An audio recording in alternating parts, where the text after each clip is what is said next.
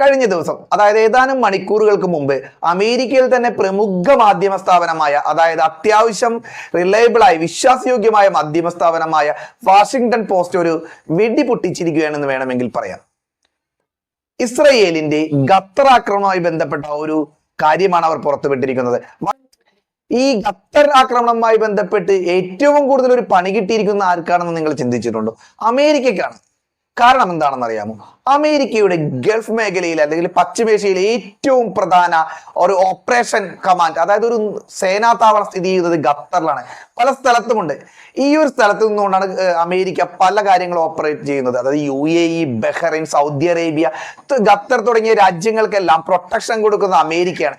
അമേരിക്കയുടെ പ്രൊട്ടക്ഷൻ ഉണ്ടെങ്കിൽ മറ്റു രാജ്യങ്ങളൊന്നും ആക്രമണത്തിന് വരില്ല എന്നും വളരെ വിശ്വാസയോഗ്യതയാണ്. അതുകൊണ്ട് തന്നെ വർഷത്തിൽ കോടിക്കണക്കിന് ഡോളറാണ് അമേരിക്കയ്ക്ക് ഖത്തർ ഉൾപ്പെടെയുള്ള ഗൾഫ് രാജ്യങ്ങൾ കൊടുക്കുന്നത്.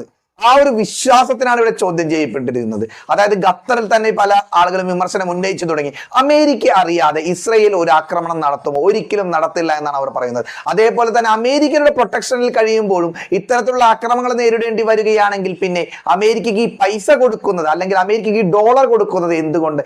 വെറുതെ ആ ഒരു പൈസ പാഴാക്കി കളയണമോ എന്നാണ്.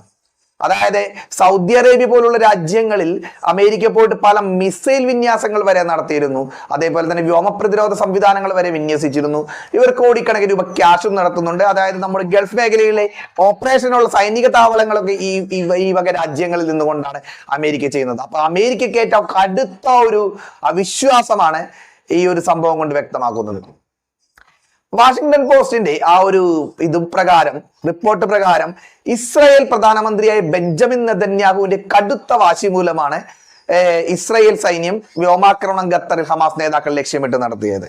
എന്നാൽ ഹമാസിന്റെ അവർ ലക്ഷ്യംപെട്ട ഒരു നേതാക്കളെ ഒന്ന് വധിക്കുവാൻ ചിലപ്പോൾ ഇസ്രായേലിന് കഴിഞ്ഞിട്ടില്ല എന്നും 11 പേരെ ലക്ഷ്യമിട്ടിട്ട് 5 പേരെ മാത്രം വധിക്കുവാൻ കഴിഞ്ഞിട്ടുള്ളൂ എന്നുമാണ് വാഷിംഗ്ടൺ പോസ്റ്റിന്റെ പോസ്റ്റിനെ ഉദ്ധരിച്ചുകൊണ്ട് മറ്റ് അന്തർദേശീയ മാധ്യമങ്ങളും എല്ലാവരും റിപ്പോർട്ട് ചെയ്യുന്നത്.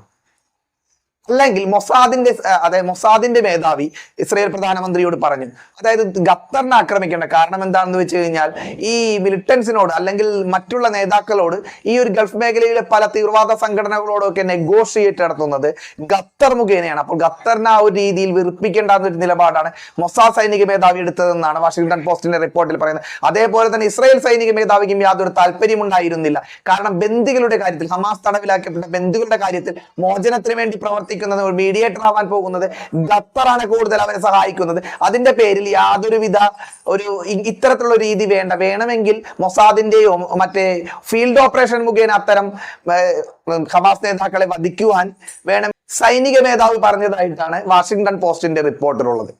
ഏതായാലും ഇതൊരു അമേരിക്കക്കുള്ള ഒരു പ്രശ്നം കൂടി.